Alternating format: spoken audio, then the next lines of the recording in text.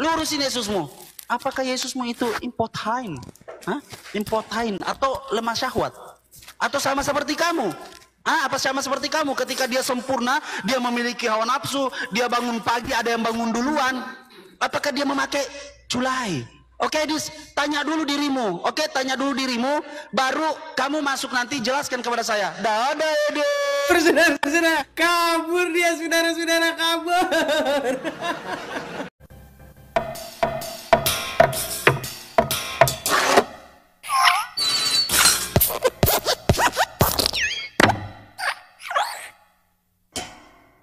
Salam saudaraku, meskipun sudah bolak-balik debat di TikTok ya dan dipermalukan, ternyata si Rashid ini masih penasaran dengan Edis TV. Tadi malam saya sempat menyaksikan mereka live secara singkat ya teman-teman di TikTok, dan lagi-lagi terjadi Rashid itu terpaksa harus kabur untuk menutupi rasa malunya. Dan lucunya, si Rashid kabur setelah dia sudah terlebih dahulu menghina dan menghujat Yesus Kristus secara tidak beradab dan juga tidak bermoral, teman-teman. Kita simak dulu perkataannya si Rashid seperti apa. Silakan. Sudah? Silakan. Oke. Yang mau mendengarkan saya, silakan pindah ke sini. Karena Islam-Islam yang ada di sebelah, kamulah yang mendukung perkembangan channel dia. Silakan. Tapi untuk waktu mana? Waktu. Undang dong. Saya bukan pengemis, Bung. Saya Waktu. bukan pengemis, Edis. Saya bukan Tadi pengemis. saya ngomong Itu yang kamu butuhkan. ganggu. Itu yang kamu butuhkan. Jadi mau ganggu dulu nih. Udah, mau ganggu atau enggak? Enggak. Mau Saya enggak ganggu? seperti Oke. kamu. Kamu tukang ganggu, Oke. panik kamu. Silakan. Pada saat itu, karena girohnya Nora, lagi sakit hatinya Nora, saya klarifikasi sendiri di sini. Kalau Nora juga mendengarkan ini klarifikasi saya, silakan masuk ke sini. Saya juga mempertanyakan, kenapa Nora mempertanyakan hal itu, kapasitas saya. Saya nggak tahu.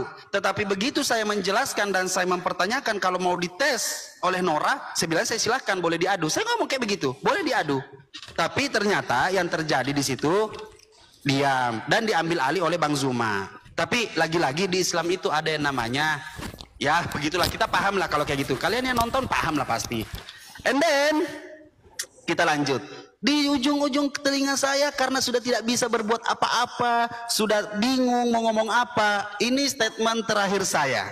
Oke, statement terakhir saya setelah saya turun. Karena udah nggak ada gunanya diskusi ini. Mau kabur. Udah nggak bisa. Mau kabur. Kamu juga nanti ada statement terakhir. Kamu nanti ada statement terakhir. Ada. Nanti ada. Iya, saya takut. Oke? Nah, begini. Saya dengar lagi di ujung. Saya mengakui bahwa saya Nabi Muhammad adalah yang dia sebut. Mohon maaf. Anda menarasikan lalu melempar ke sebelumnya. Anda mengatakan, yakin tidak? Anda mengakui bla bla bla bla. Biar kamu berhenti ngomong, saya hanya langsung berkata, ya. Iya, bukan saya mengakui apa yang kamu katakan, tetapi diskusi kemarin karena kita berdiskusi, saya punya cara biar kamu cepat diam.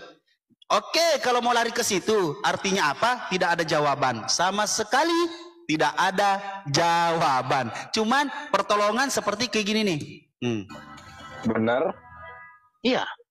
Oh, jadi Yesus itu bukan Tuhan.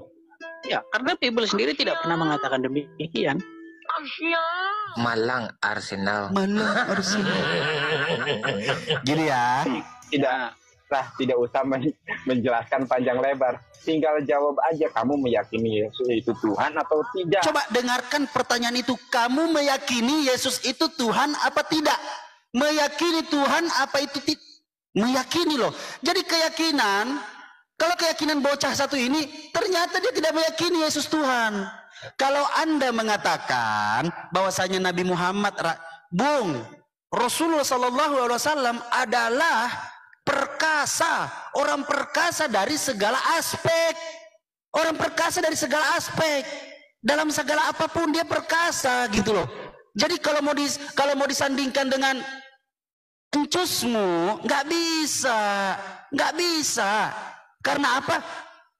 Pertanyaannya gini aja deh. Edis, kamu ini normal apa tidak? Kamu punya perempuan apa tidak? Apakah kamu manual sendiri ketika kamu punya hasrat? Pertanyaan saya, kamu sama Tuhanmu bedanya apa? Ngebujang gak jelas kayak begini. Mana nikah dong gitu loh. Nikah, Dis. Ngapain lu kayak begini? Lu manual. Ya kan manual ya kan manual. Manual lu. Nih kadis, masa begitu banget katanya ini. Yesus, pertanyaannya Yesus itu lemah syahwat, impoten, atau GAI, gui, atau suka culai? Itu pertanyaan saya. Itu pertanyaan saya. Apakah Yesus melemah syahwat? Karena manusia sempurna, Bung. Laki-laki punya lato-lato. Punya lato-lato. Kenapa nggak pernah dipakai? Lemah syahwat ke Tuhanmu? Kau pucat. Pucat. Gua di sini nangis lu ntar. Aduh. Tuhanmu itu lemah syahwat, nggak bisa ngapa-ngapain. Berarti bukan manusia sempurna. Itu cuma aksesoris. Itu bukan gantungan kunci, Edis. Itu bukan gantungan kunci. Itu adalah alat vital yang menunjukkan kesempurnaan manusia. Sekarang Paulusmu, Bunda Paulus, apa kabar Bunda Paulus yang habis hamil itu? Apa kabar Bunda Paulus yang habis hamil? Udahlah, enggak. Aduh, udah kalau kamu nggak bisa ngomong apa-apa, nggak usah lah pusing saya dengerin kamu. Nggak ada jawaban, cuman puterin video selama 5 menit buat apa? Saya ya enak juga ngedengerin omongan saya sendiri. Buat apa? Lu urusin nih Yesusmu nih. Lu urusin Yesusmu. Apakah Yesusmu itu impotent? Impotent atau lemah syahwat? Atau sama seperti kamu? Apa sama seperti kamu ketika dia sempurna, dia memiliki hawa nafsu, dia bangun pagi, ada yang bangun duluan. Apakah dia memakai culai? Oke, Dis, tanya dulu dirimu. Oke, tanya dulu dirimu, baru kamu masuk nanti jelaskan kepada saya. Dadah, Edis. Saudara-saudara. Kamu saudara-saudara. Kabur dia, saudara-saudara, kabur. Ya, dari video ini lagi-lagi kita melihat sebuah pola yang sama ya dari para polemikus Islam ini ketika berdebat ya, yaitu hanya modal menghujat dan menghina secara personal ketika sudah kepepet ya teman-teman. Dan pola ini sepertinya sudah menjadi jurus andalan mereka yang sudah diajarkan secara turun-temurun gitu kepada para polemikus lainnya. Baik itu si Juma, Nanda, Runi Rifa, Nur Aritonang, dan sekarang si Rashid ya.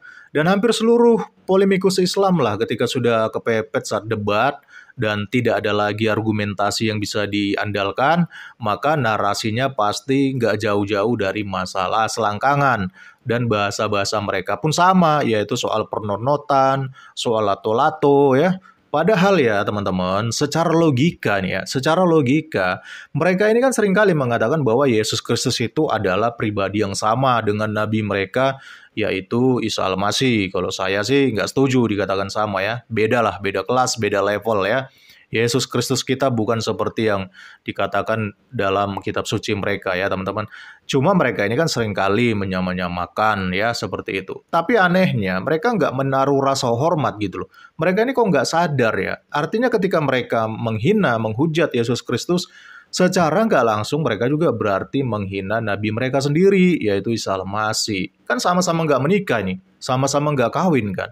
Tapi kok berani-beraninya si Rashid ini menghina secara brutal, menghina secara serampangan dan nggak bermoral dan nggak beradab seperti itu. Siapa yang ngajarin orang-orang ini ya? Aneh sekali. Inilah kenapa saya katakan ya teman-teman, para polemikus itu seringkali di dalam berdebat, mereka ini seperti orang bingung dan seperti orang yang meludah ke atas, kena jatuh ke muka mereka sendiri teman-teman. Kalau nggak Stroman fallacy, kalau nggak standar ganda, ya paling jurusnya cuma menghujat dan menghina. Cuma itu keahlian mereka, teman-teman. Baik, sekarang saya akan jelaskan ya, mengapa Yesus itu nggak kawin atau tidak melakukan sebagaimana halnya para laki-laki di dunia yang menikah dan kemudian mereka hidup berkeluarga ya. Yang pertama, teman-teman, di dalam kekristenan bukan hanya Yesus saja yang tidak menikah ya. Banyak tokoh-tokoh Alkitab lainnya yang juga diberikan karunia untuk tidak menikah dan tidak berkeluarga karena mereka memang memiliki sebuah misi untuk melayani Tuhan dan mengabarkan Injil. Dan orang-orang seperti ini biasanya disebut sebagai selibat ya teman-teman, yaitu orang-orang yang benar-benar memfokuskan dirinya hanya untuk melayani Tuhan. Seluruh waktu dan kehidupannya hanya untuk melayani Tuhan, sehingga dia nggak mau menikah agar waktunya di dalam melayani Tuhan itu tidak terbagi-bagi ya. Jadi nggak pecah fokus. Jadi dia ini benar-benar fokus semuanya untuk misi yang diberikan Tuhan kepada orang-orang yang diberikan karunia ini, teman-teman. Ya, kita sebut saja lah ada Yeremia, ada Yohanes Pembaptis, bahkan Paulus juga diduga kuat itu hidup selibat karena seluruh hidup para hamba-hamba Tuhan ini, para tokoh-tokoh Alkitab ini, mereka benar-benar dipakai untuk melayani Tuhan dan mengabarkan Injil Yesus Kristus. Nah, sekarang kita kembali kepada sosok Yesus Kristus di dalam Alkitab. Setidaknya kita akan menemukan ada 4 tujuan kenapa Yesus datang ke dunia. Tujuan yang pertama yaitu untuk menyatakan Allah kepada kita. Di dalam Yohanes 1 ayat 17-18 dikatakan, sebab hukum Taurat diberikan oleh Musa, tetapi kasih karunia dan kebenaran datang oleh Yesus Kristus. Tidak seorang pun yang pernah melihat Allah, tetapi anak tunggal Allah yang ada di pangkuan Bapa, dialah yang menyatakannya. Lalu yang kedua, tujuan Yesus datang ke dunia adalah untuk membenarkan kita. Kenapa kita perlu dibenarkan? Karena di dalam Roma 3 ayat 23 dikatakan, karena semua orang telah berbuat dosa dan telah kehilangan kemuliaan Allah.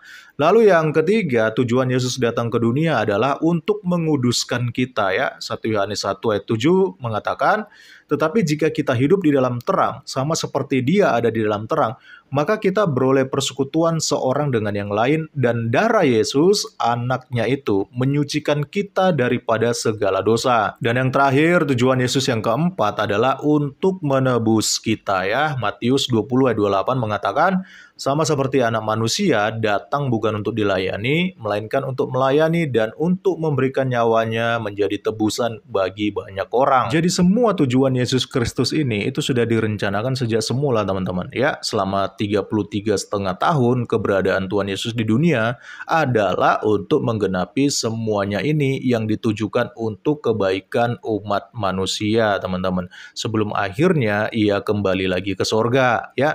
Jadi Tuhan Yesus nggak punya waktu untuk melakukan hal-hal konyol yang dipertanyakan oleh si Rasid tadi. Karena tujuan Tuhan Yesus ke dunia itu bukan seperti nabi mereka yang punya banyak waktu untuk melakukan hal-hal seperti yang dikatakan oleh si Rasid tadi dengan cara mengawini banyak perempuan, nggak peduli apakah itu budak, apakah itu menantu, atau apakah itu anak kecil.